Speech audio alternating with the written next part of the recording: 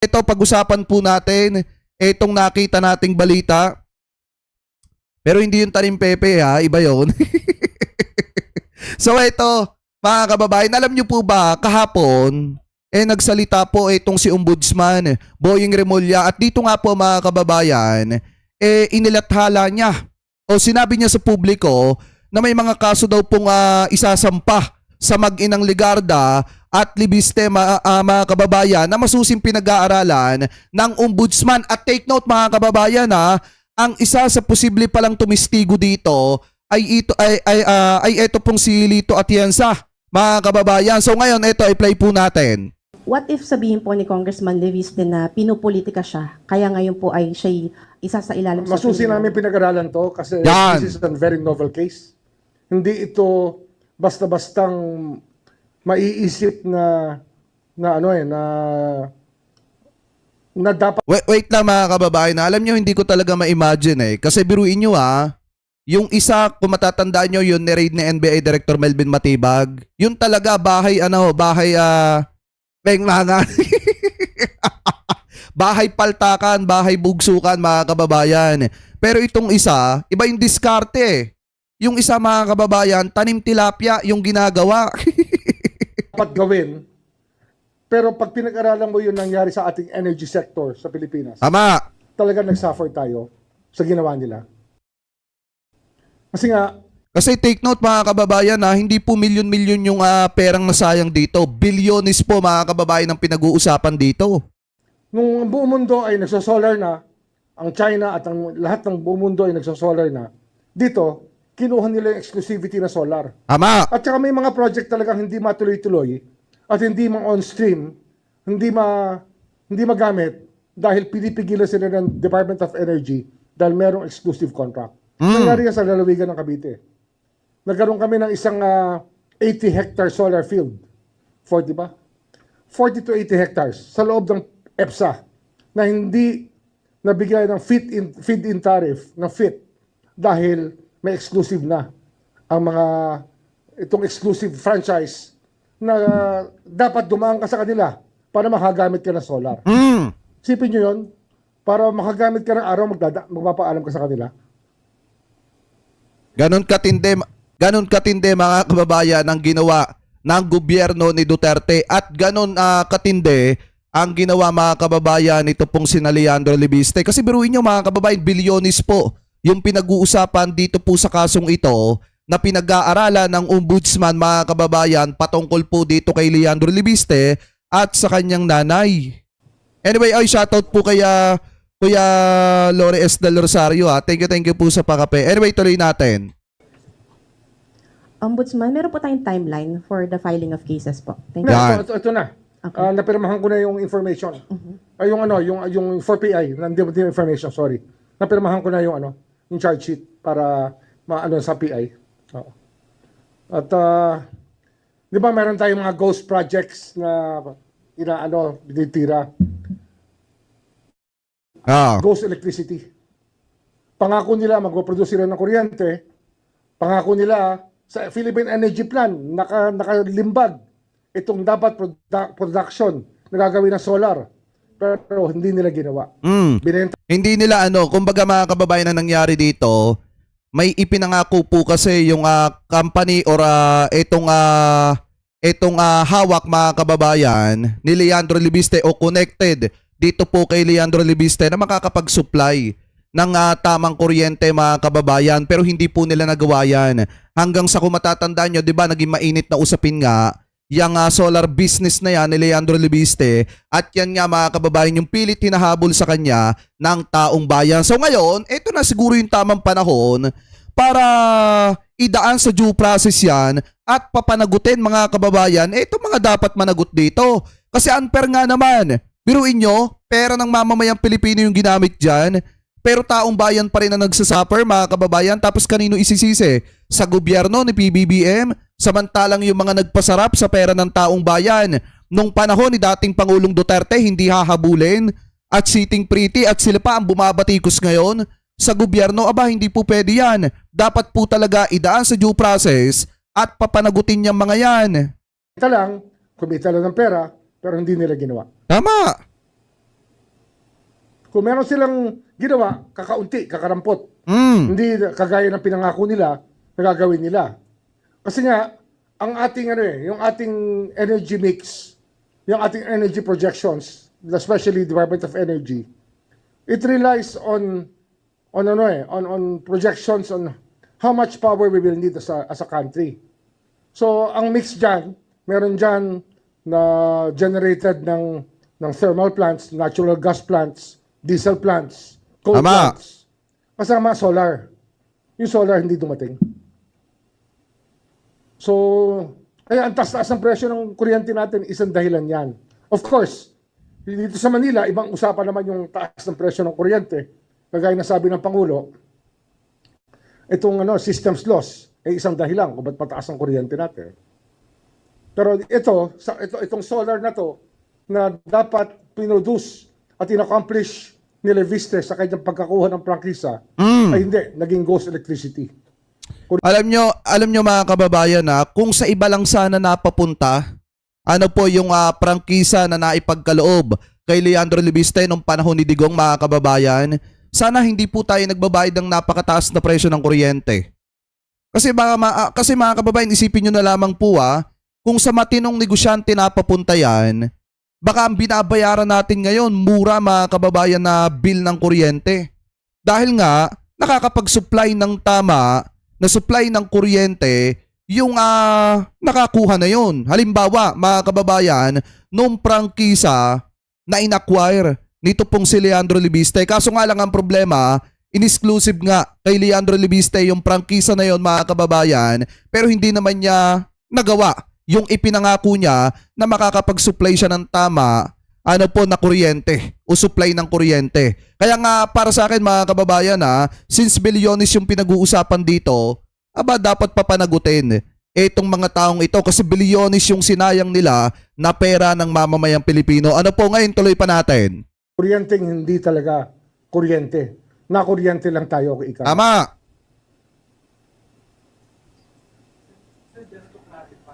Yun talaga yung nangyari.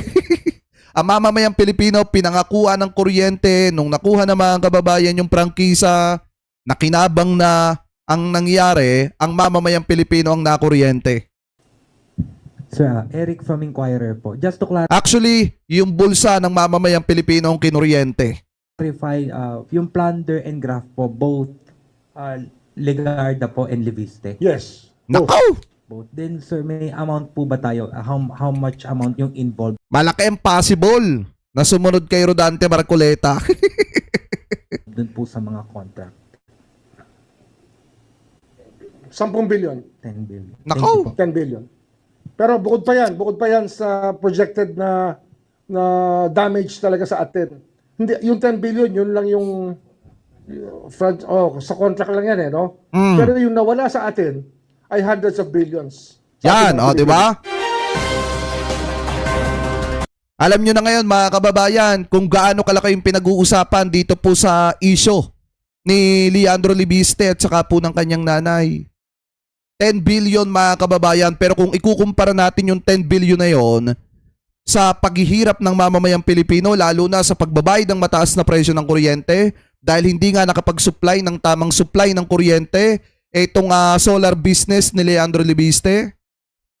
Ang nangyari ngayon mga kababayan, hundreds of billion yung nawala sa mamamayang Pilipino. Yan po yung sabi ni Ombudsman Boying Rimulya. So ngayon mga kababayan, pakinggan natin itong sinasabi ni Atienza mga kababayan or ni Lito Atienza kasi ayon po sa kanya, ito daw pong si Legarda at Leviste dapat bigyan ng pagkakataong linisin ang kanilang pangalan, which is yan naman talaga ang ginagawa ng ombudsman. Kaya nga masusi nilang pinag-aaralan yung kaso po mga kababayan na posibleng isampa nila dito po sa Magnanay.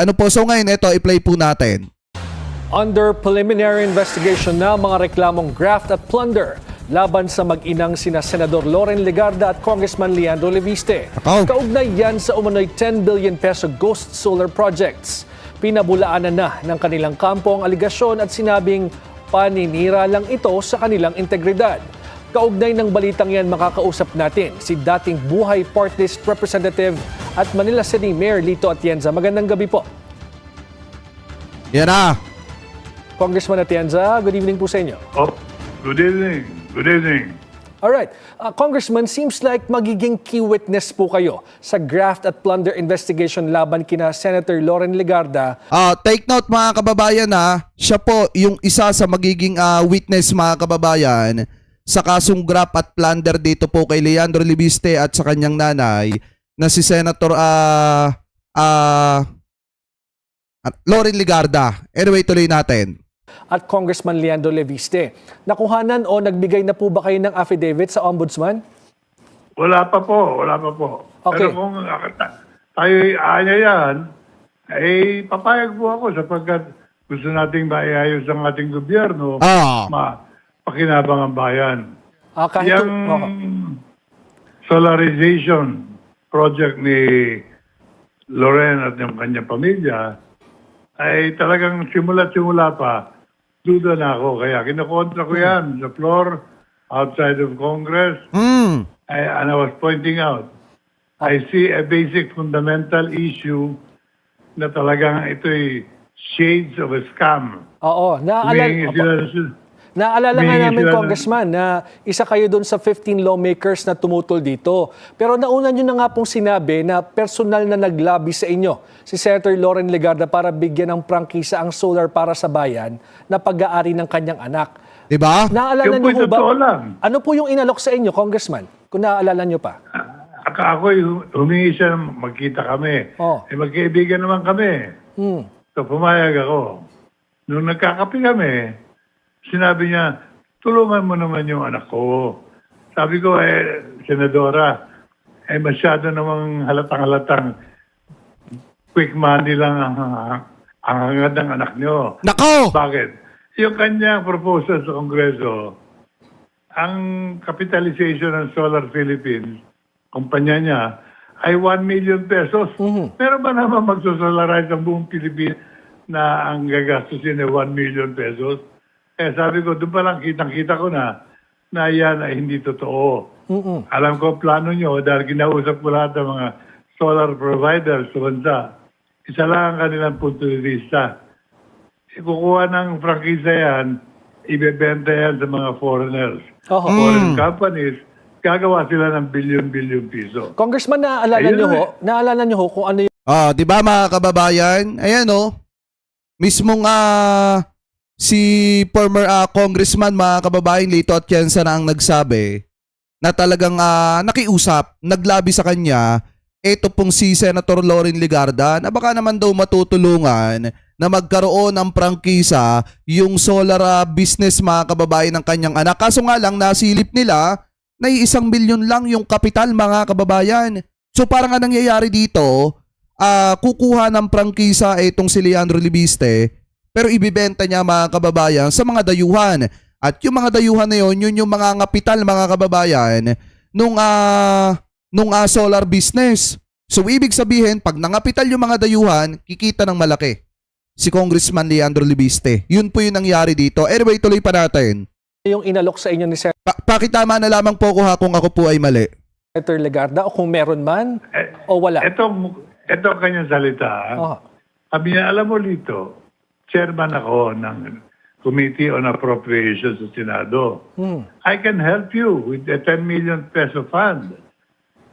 Basta pumayag ka lang, tutulungan mo ang anak ko.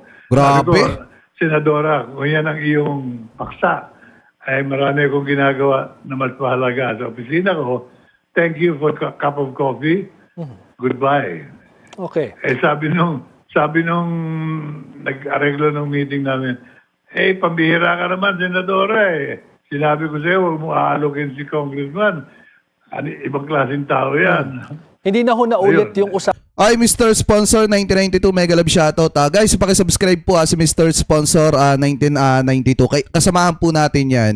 Ano po, so ngayon mga kababayan, ito balik tayo dito sa topic. Kita nyo sinasabi dito ni Senator Loren Legarda noon kay Congressman Lito Atienza na siya po yung chairman ng Appropriation Committee mga kababayan. Pakitama na lamang po ako kung ako po ay mali. So ngayon, pwede daw niyang tulungan na magkaroon ng budget o pondo yung party list mga kababayan, nito pong si Congressman Lito Atienza na nagkakahalaga ng 10 milyon. Diba? Basta tulungan lang na magkaprangkisa yung kanyang anak. O ngayon, sino? Kurap. Hindi ako, nagtatanong lang ako mga kababayan ha. Wala po tayong personal na galit dito po kay Congressman Leandro Libiste, dito po kay Senator Loren Legarda. Tayo po ay nagtatanong lang. Kasi minabanggit Minabanggit dito mga kababayan, ito pong si Congressman Lito Atienza na parang inalok siya ng na magkakaroon ng budget mga kababayan na 10 milyon. I can help you with the 10 million peso fund. Basta Ulitin natin ng konti is gagawa sila ng billion piso. Congressman, naalala niyo ho kung ano yung inalok sa inyo ni Senator Legarda o kung meron man o wala? Ito kanyang salita. Sabi niya, alam mo Lito, chairman ako ng Committee on Appropriations sa Senado. I can help you with the 10 million peso fund. Yun, ano yun, Appropriation Committee. Turista.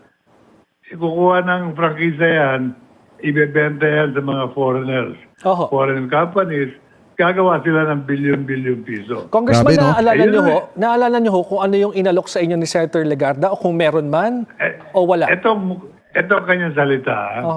Sabi niya, alam mo Lito, chairman ako ng Committee on Appropriations sa Senado.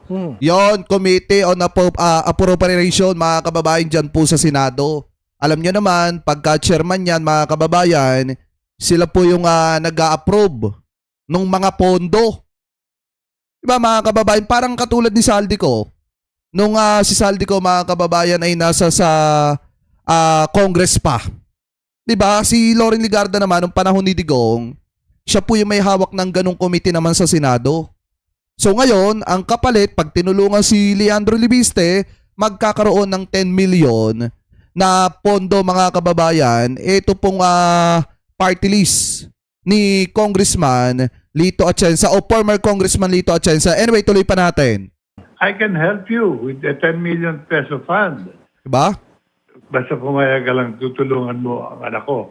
Sabi ko, Senadora, kung yan ang iyong paksa, ay marami akong ginagawa na mas mahalaga sa opisina ko.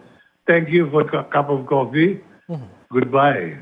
Okay. Sabi nung nag-areglo ng meeting namin, pambihira ka naman, Senadora Sinabi ko sa'yo, huwag mo aalokin si Congressman.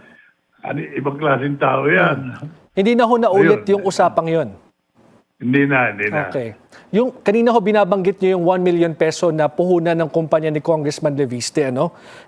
What makes it unusual sa inyong palagay na mag-grant ng prangkisa? Palagay ko biro yun.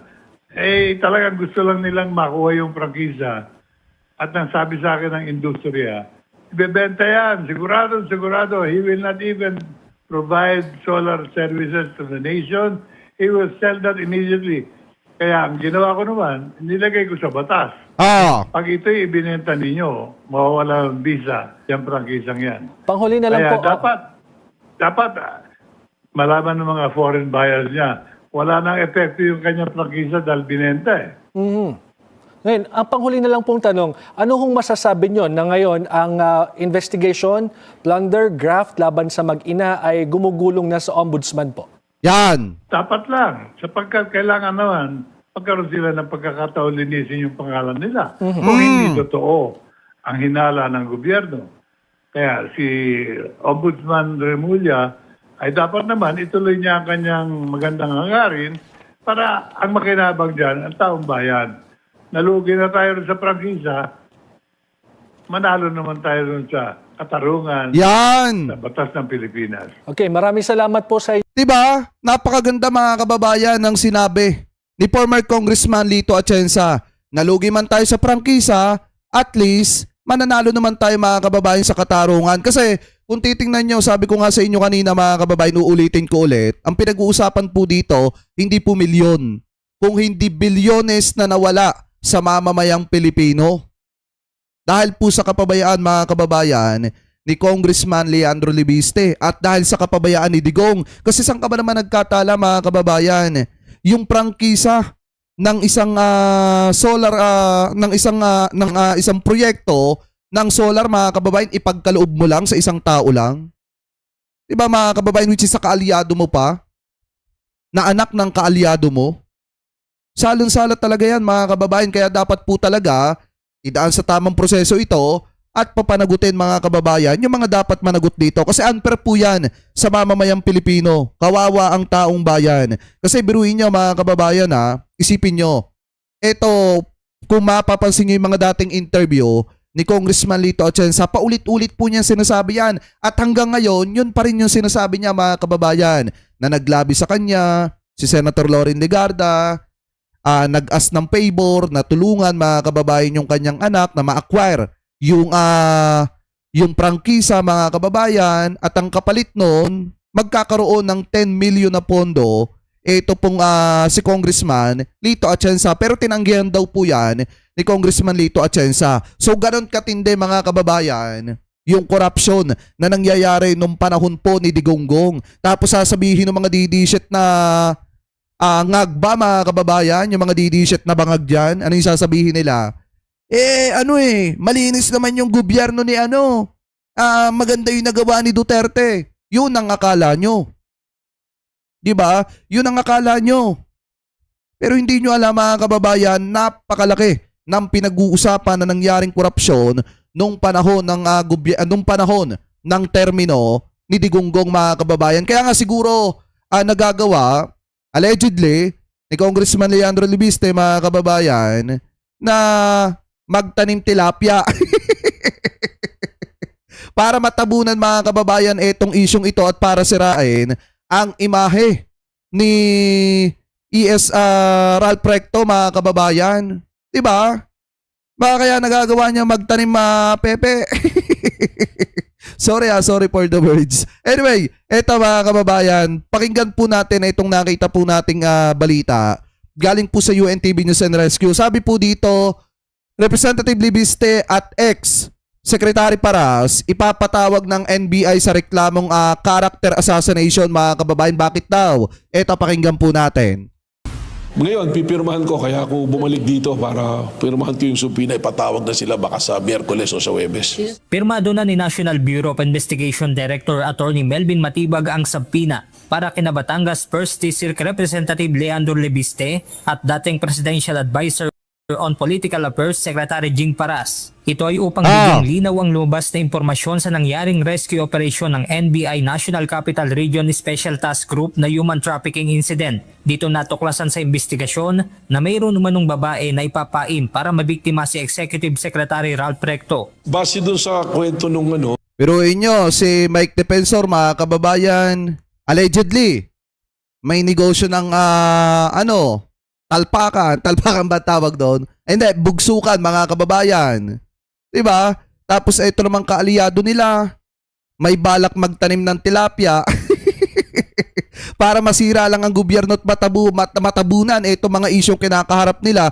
Ganyan na ba kayo karumi maglaro? Hindi nyo ba talaga kayang lumaban ng patas at tama? Yung harapan, mga kababayan, hindi yung ganyang pailalim na gagamit pa kayo ng mga tao para lang sirain nyo yung mga kalaban nyo sa politika? Nung inimbestigahan, sasabihin daw na si Executive Secretary kumukuha doon sa bugaw na to at pinipilit silang mag-drugs, tapos pipilitin din sila na magkaroon ng mga sexual activities, na umamin naman na itong babae na hindi niya kilala talaga si Executive Secretary, na hindi niya nakakasama. Kaugnay nito, iniimbestigahan na rin ng NBI ang umano'y destabilisasyon laban sa pamahalaan.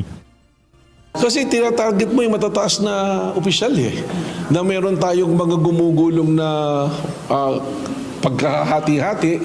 And we know naman yung Executive Secretary is acting as our little president Tama! So hindi pa paggugulo yun pagka ganun yung ginagawa natin. Samantala sa isang pahayag, iginit naman ni Batangas 1st District Representative Leandro Libiste na wala umano siyang kinalaman sa aligasyon ng pambababae umano ng isang mataas na opisyal ng pamahalaan. Kinu-question din ng batang kongresista. Wala ka magagawa dyan, Congressman Leandro Libiste. Ikaw yung tinuturo ng mga itinanim mong tilapia. Di ba, mga kababayan? Kaya nga dapat, kung wala talagang kasalanan na itong si Congressman Leandro Albiste, o di sumipot kayo, pumunta kayo sa patawag ng NBI at sagutin nyo yung kanilang mga katanungan kasi talagang kayo yung itinuturo na nasa likod niyan ng pagtatangka na sirain ng imahe ni ESR Alprecto. Ano po, so ngayon tuloy pa natin. Ang ginawang pagdilit umano ng isang article upang pagtakpan ang katotohanan. Kaugnay nito, naglabas din ng pahayag si dating Presidential Advisor on Political Affairs at dating Negros Oriental 1st District Representative na si Jacinto Jing Paras na kung saan wala rin umano siyang kinalaman o partisipasyon. Ito yung mga kababayan ito yung matinding bumanat kay Jose Clar Castro noon kung matatandaan nyo na tinatawag ng kung ano-ano itong si Yusek. Pero mga kababayan, kita nyo kasabwat din pala. Allegedly. Diba gaano katindi itong mga ito? Kaya nga kung wala silang kasalanan, pumunta na lang sila sa patawag ng NBI. Para gumawa ng kwento laban sa sinasabing top official. Aniya, gawa-gawa lamang umano ang usapin upang siraan siya sa politika at nakahanda rin siyang sagutin at patunayan ito sa tamang panahon. Benedict Samson, UNTV News and Rescue. Diyos ang aming sandigan, serbisyo publiko ang aming pinahahalagahan. Yan mga kababayan. Tsaka dito kayo magtataka ha. Dito po kayo magtataka. Biruin nyo ha. Nung lumabas itong sinasabi ni Ombudsman Boying Remulla na go sa electricity. Tapos nung lumabas itong issue ng pagtatanim ng FF. Mga kababayan. At nung lumabas yung issue ng nabisto ni Senator Ping Lacson na Ghost Project at anomalya. Allegedly mga kababayan, dyan po sa Taguig. Nakakapagtaka dito, bigla ang lumabas naman mga kababayan ito at nagsasalita na naman ng patungkol sa 18 nagpakilalang kargador ng maleta.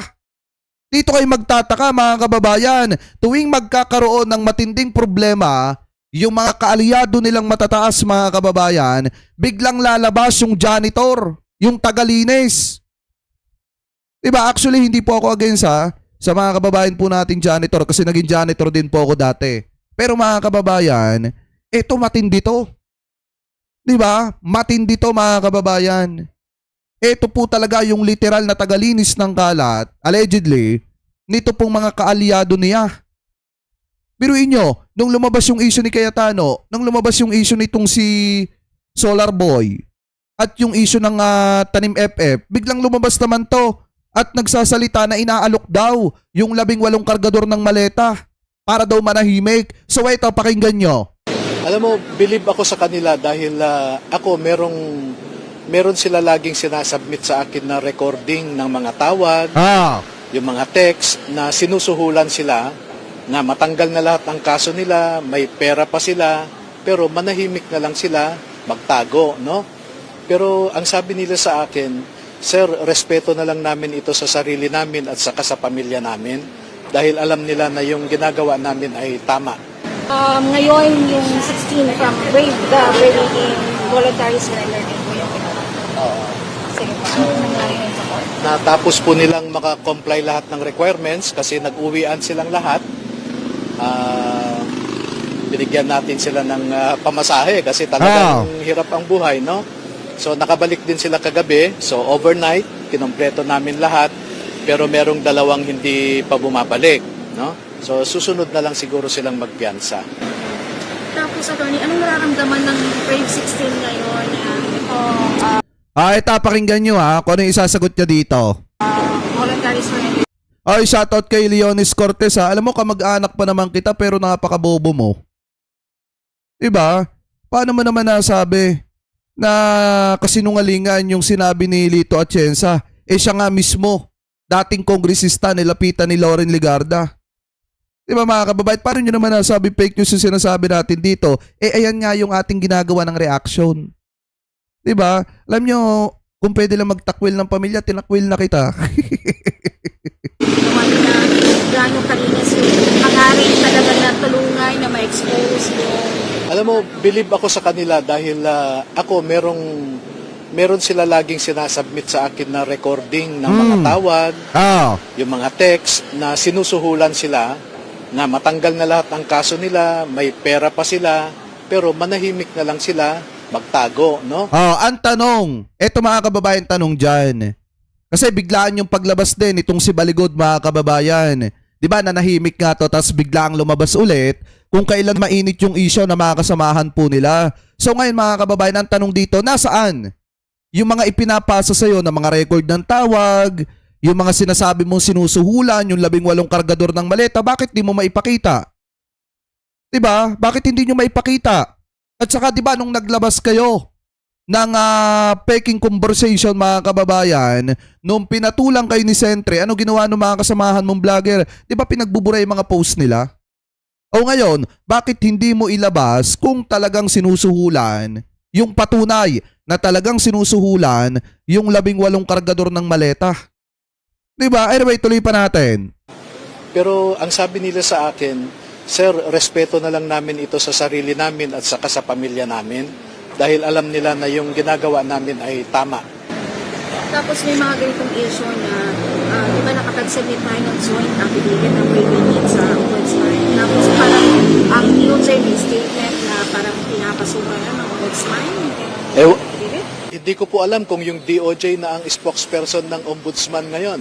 Kasi wala akong natatanggap na ganyang impormasyon o sulat man lang na binabasura nila yung pinagsamang sinumpaang salaysay. At it's very improper to dismiss that because yung referral ko po dyan is I was requesting the Office of the Ombudsman to conduct a factual investigation based on the allegations in the pinagsamang sinumpaang salaysay. Wala pa kaming particular na kinakasuhan actually, no?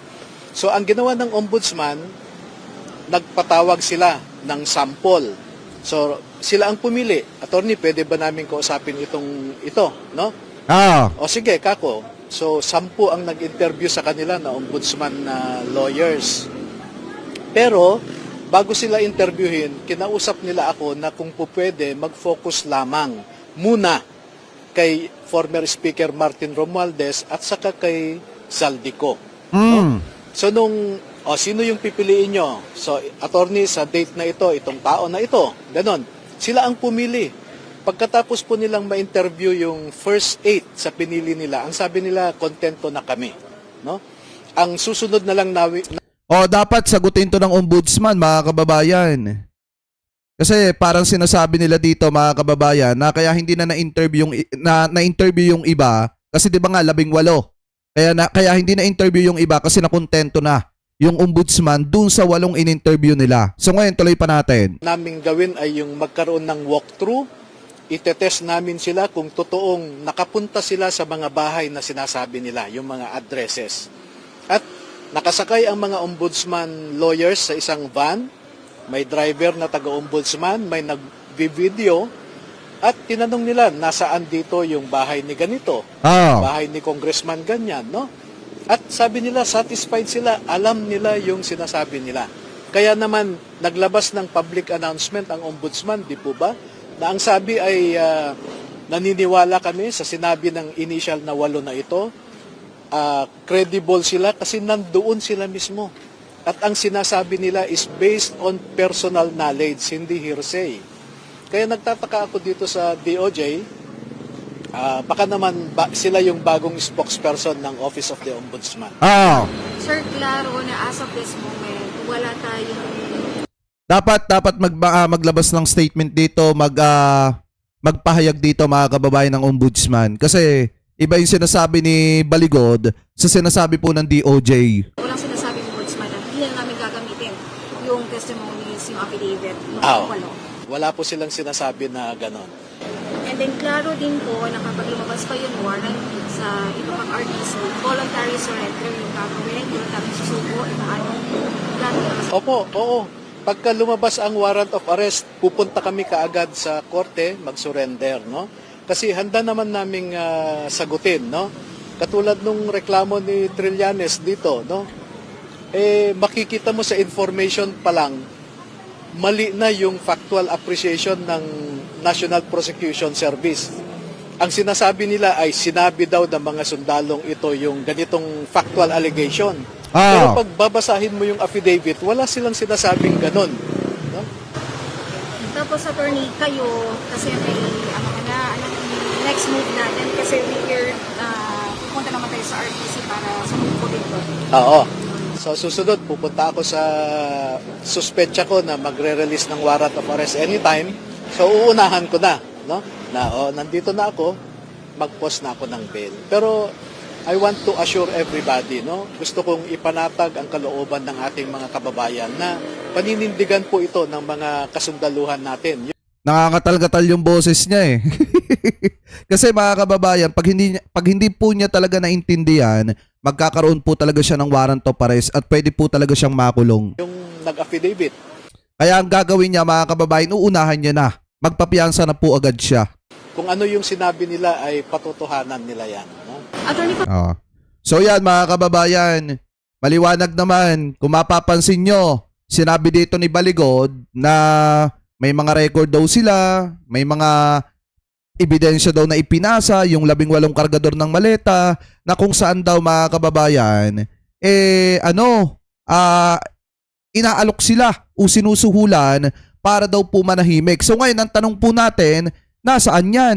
Kasi ito yung nakakapagtaka dito eh. Tuwing magkakaroon ng problema, ito po mga kaalyado nila, biglang lumalabas po itong si Baligod at ginagamit yung 18 kargador ng maleta mga kababayan. So kayo, kung kayo ang tatanungin mga kababayan, ano ang tingin nyo dito?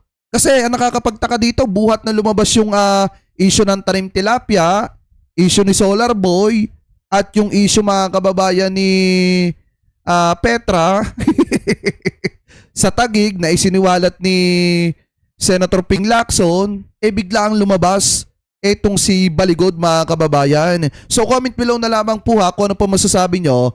Hingil po dito mga kababayan.